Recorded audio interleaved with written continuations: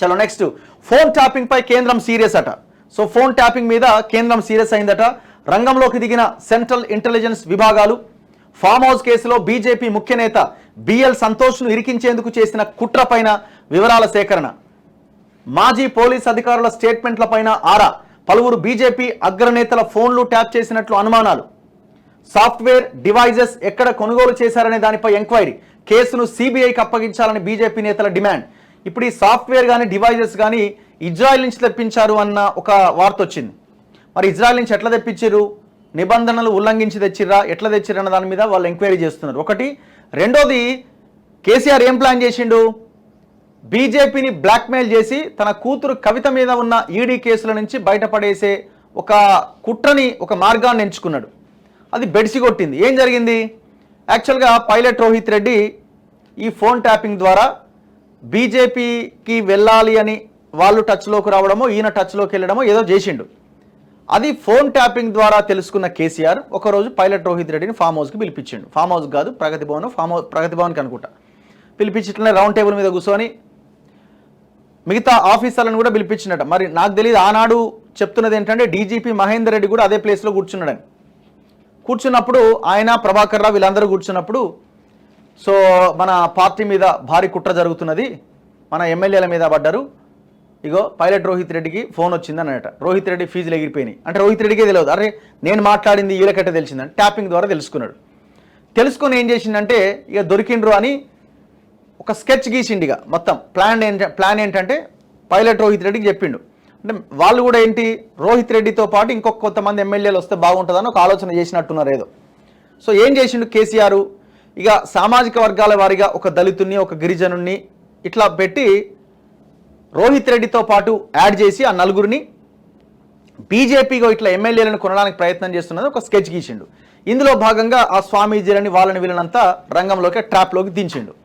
అట్లా ఈ ప్రభాకర్ రావు, రాధాకిషన్ రావు వీళ్ళంతా కలిసి మొయినాబాద్ ఫామ్ హౌస్లో, రోహిత్ రెడ్డి ఫామ్ హౌస్లో మొత్తం ఢిల్లీ నుంచి కెమెరాలు తెప్పించి కెమెరాలు ఏర్పాటు చేసి, ఇదంతా ఎవరు చెప్పిర్రు, రాధాకిషన్ రావు తన కన్ఫెషన్ స్టేట్మెంట్లో, తన వాంగ్మూలంలో చాలా క్లియర్గా చెప్పడం జరిగింది. నిన్న మొన్న అది మనం చూసినా, మన దగ్గర రిమాండ్ కేసు డైరీ కూడా ఉన్నది. సో దీంతో దాన్ని సక్సెస్ఫుల్గా అమలు చేసి ఆ తర్వాత ఏం చేసిండు, దీంట్లో బిఎల్ సంతోష్ని ఇరికిచ్చిండు. బిఎల్ సంతోష్ని ఇరికిచ్చి కేరళకి ఒక టీంని పంపిండు. అక్కడ ఉన్న ఆమె ఎవరో స్వామి మాతానందమై ఎవరినో అక్కడి నుంచి తీసుకురావాలని ఏదో ప్లాన్ చేసిరు కేరళలో. ఈ పోలీస్ అధికారులు అక్కడికి వెళ్ళేసరికి బిఎల్ సంతోష్కి ఊరట లభించింది. ఏంటి, ఆయన అరెస్ట్ చేయొద్దంటూ నాట్ టు అరెస్ట్ ఆర్డర్ ఇచ్చింది కోర్టు. దాని తర్వాత కేసు సిబిఐకి వెళ్ళిపోయింది. దీంతో కేసీఆర్ అనుకున్న ప్లాన్ సక్సెస్ కాలే. ఆ అధికారులు కూడా తిరిగి వచ్చిరు. ఆ అధికారుల మీద కూడా కేసీఆర్ చాలా సీరియస్ అయ్యిండు. అరే ఇంత చేస్తే మీరు ఎటు కాకుండా చేసిర్రు ఏంది, మనం అనుకున్నది ఏంది, చేసింది ఏంది, ప్లాన్ అంతా బెడిసి కొట్టింది కదా. అప్పటికినా హైకోర్టు జడ్జిలకి వాళ్ళకి వీళ్ళకి ఆ సీసీ ఫుటేజ్ అంతా లోపల పెట్టి వాళ్ళకి పంపించిండు. వాళ్ళు హైకోర్టు జడ్జిలు మిగతా వాళ్ళు కూడా చాలా సీరియస్ అయ్యారు. అసలు ఏం చేస్తున్నావు నువ్వు, పోలీసుల దగ్గర ఉండాల్సిన ఇన్ఫర్మేషన్ నీ దగ్గరికి ఎట్లొచ్చింది ఇదే అని క్వశ్చన్ చేశారు. కేసీఆర్కి దిమ్మ తిరిగిపోయింది. దాన్ని బేస్ చేసుకుని సిబిఐకి అప్పగించింది కోర్టు ఈ కేసుని. సో దీంతో ఇక ఆ వ్యవహారం అంతా బెడిసి కొట్టింది. సో అట్లా బిఎల్ సంతోష్ని అరెస్ట్ చేసి కవిత కేసుల నుంచి బయటపడేసేలాగా ఒక బ్లాక్మెయిల్ రాజకీయం చేసిండు. సో దాని మీద ఇప్పుడు కేంద్రం సీరియస్గా ఉన్నది. అరే మమ్మల్ని ఇది చేస్తామని. గత బీఆర్ఎస్ సర్కార్ హయాంలో జరిగిన ఫోన్ ట్యాపింగ్ వ్యవహారాన్ని కేంద్ర ప్రభుత్వం సీరియస్గా తీసుకున్నది. బీజేపీ ముఖ్య నేత బిఎల్ సంతోష్ను ఫామ్ హౌస్ కేసులో ఇరికించేందుకు కేసీఆర్ కుట్ర చేశారని టాస్క్ ఫోర్స్ మాజీ డీసీపీ రాధాకిషన్ రావు తన వాంగ్మూలంలో వెల్లడించడంతో ఈ అంశాన్ని తీవ్రంగా పరిగణిస్తున్నది. లిక్కర్ కేసు నుంచి తన కూతురు కవితను కాపాడుకోవడం కోసం ఫామ్ హౌస్ కేసులో తమ పార్టీ అగ్రనేతలను ఇరికించేందుకు ప్రయత్నించారన్న విషయాన్ని బీజేపీ హైకమాండ్ జీర్ణించుకోలేకపోతున్నది. తమ పార్టీకి చెందిన మరికొంతమంది అగ్రనేతల ఫోన్లను కూడా ట్యాప్ చేసినట్టు అనుమానిస్తున్నది. దీనిపై సమగ్ర సమాచారం సేకరించేందుకు సెంట్రల్ ఇంటెలిజెన్స్ విభాగాలు రంగంలోకి దిగినట్టుగా తెలిసింది. కేంద్ర దర్యాప్తు సంస్థల అధికారులు రాష్ట్ర పోలీసులకు టచ్లోకి వచ్చి ట్యాపింగ్ వ్యవహారంపై ఆరా తీసినట్టు సమాచారం. అలర్ట్ అయిన బీజేపీ నిన్న మొన్నటి దాకా ఫోన్ ట్యాపింగ్ ను బీఆర్ఎస్ కాంగ్రెస్ కు సంబంధించిన అంశంగానే చూసిన బీజేపీ ఇప్పుడు అలర్ట్ అయింది. తమ పార్టీ అగ్రనేతను అక్రమ కేసులో ఇరికించేందుకు కుట్ర పన్నారు అని తెలిసి దాన్ని సీరియస్గా తీసుకున్నది. ఈ నేపథ్యంలో కేసు విచారణ పగడ్బందీగా జరిగేలా చూడాలి అని, ఇందులో కేసీఆర్ ప్రమేయాన్ని తేల్చాలని అనుకుంటున్నది. ఈ క్రమంలో కేసును సిబిఐకి అప్పగించాలని ప్రభుత్వాన్ని బీజేపీ నేతలు డిమాండ్ చేస్తున్నారు. అప్పుడే విచారణపై తమ పట్టు కూడా ఉంటుందని భావిస్తున్నారు. ప్రస్తుతానికి సమాచార సేకరణలో నిమగ్నమైన కేంద్ర నేతలు ఎన్నికల ఫలితాలు రాగానే దీనిపైన సీరియస్గా దృష్టి సారించాలని అనుకుంటున్నట్టు పార్టీ వర్గాల ద్వారా తెలిసింది. సో ఇట్లా కేసీఆర్కి బొమ్మ కనిపిస్తున్నది. ఇప్పుడు ఇగో సిబిఐతో ఎంక్వైరీ జరిపించాలి, 10 ఏళ్లలో కేసీఆర్ చేసిన అరాచకాలని వెలికి తీయాలి. లక్ష్మణ్, ఫోన్ ట్యాపింగ్ పై సీఎం మౌనం ఎందుకు? కాళేశ్వరం స్కామ్ పై చర్యలేవి? తెలంగాణలో ఎప్పుడైనా ఎన్నికలు రావచ్చని కామెంట్. ఇగో మంగళ బుధవారాల్లో ఢిల్లీ నుంచి కొందరు సెంట్రల్ ఇంటెలిజెన్స్ ఆఫీసర్లు ఫోన్ చేశారని రాష్ట్ర పోలీసు ఉన్నతాధికారి ఒకరు తెలిపారట. ఫోన్ ట్యాపింగ్ వ్యవహారానికి సంబంధించి పూర్తి సమాచారాన్ని అందించాలని వాళ్ళు కోరినట్లుగా ఆయన చెప్పారు.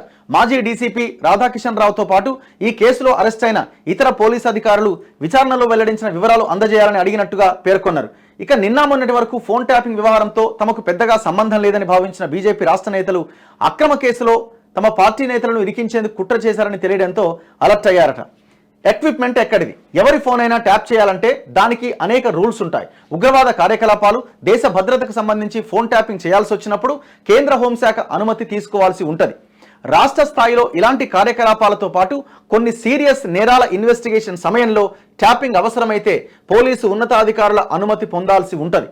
అయితే ఆ ట్యాపింగ్ కూడా నిర్ణీత సమయం వరకే చేయొచ్చు. కానీ గత బీఆర్ఎస్ సర్కార్ దీన్ని ఇష్టారాజ్యంగా వాడినట్టు దర్యాప్తులో తేలింది. రాజకీయ ప్రత్యర్థులు సొంత పార్టీ నేతలపైన ట్యాపింగ్ అస్త్రాన్ని ప్రయోగించింది. ఇందుకోసం అవసరమైన పరికరాలు, సాఫ్ట్వేర్ను విదేశాల నుంచి కొనుగోలు చేశారు. ఈ వ్యవహారం పైన తాజాగా కేంద్ర ప్రభుత్వం దృష్టి సారించినట్టుగా తెలిసింది. ఫోన్ ట్యాపింగ్కు కావలసిన సాఫ్ట్వేర్, పరికరాలు ఏ దేశాల నుంచి కొనుగోలు చేశారన్న దానిపై ఆరా తీస్తున్నట్టు సమాచారం.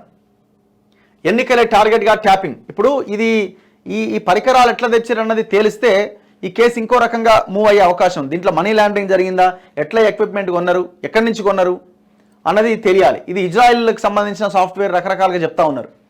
ఎన్నికలే టార్గెట్గా ట్యాపింగ్. బీఆర్ఎస్ పార్టీని మూడోసారి అధికారంలోకి తేవడమే లక్ష్యంగా ఫోన్ ట్యాపింగ్ను అస్త్రంగా వాడుకున్నట్టు ఈ కేసులో అరెస్ట్ అయిన పోలీసులు వెల్లడించారు. అంతకుముందు పలు ఉప ఎన్నికల సమయంలో కూడా ఫోన్ ట్యాపింగ్ను వినియోగించినట్టుగా చెప్పారు. దుబ్బాక, హుజూరాబాద్, మునుగోడు ఉప ఎన్నికల సమయంలో బీజేపీ నేతలపై నిఘా పెట్టినట్టు తెలిపారు. ఈ క్రమంలో అప్పటి బీజేపీ రాష్ట్ర అధ్యక్షుడు బండి సంజయ్, రఘునందన్ రావు, ధర్మపురి అరవింద్, కోమటిరెడ్డి రాజగోపాల్ రెడ్డి, వివేక్ వెంకటస్వామి తదితర నేతల ఫోన్లు ట్యాప్ చేసినట్టుగా పేర్కొన్నారు. ఇక ఫామ్ హౌస్ కథ నడిపించి ఏకంగా బీజేపీ టాప్ లీడర్ బిఎల్ సంతోష్నే ఇరికించాలని చూశారు. దీంతో ఇతర అగ్రనేతల ఫోన్లు కూడా ట్యాప్ అయి ఉండొచ్చని బీజేపీ హైకమాండ్ అనుమానిస్తున్నది. రాష్ట్రంలో బీజేపీ ఎదిగేందుకు మంచి అవకాశాలు ఉన్నాయని భావించిన ఆ పార్టీ హైకమాండ్ తెలంగాణపై స్పెషల్ ఫోకస్ పెట్టింది. ఢిల్లీతో పాటు వివిధ ప్రాంతాల నుంచి బీజేపీ నేతలు వచ్చి రాష్ట్రంలో ప్రచారం నిర్వహించారు. సో మొత్తానికి కేంద్రం కూడా ఎంటర్ అయినట్టు కనబడతా ఉన్నది. ఇప్పుడు ఎలక్షన్స్ తర్వాత మళ్ళీ బీజేపీ అధికారంలోకి వస్తే ఈక్వేషన్ చాలా డిఫరెంట్గా ఉండే అవకాశం ఉంది ఫోన్ ట్యాపింగ్ పైన.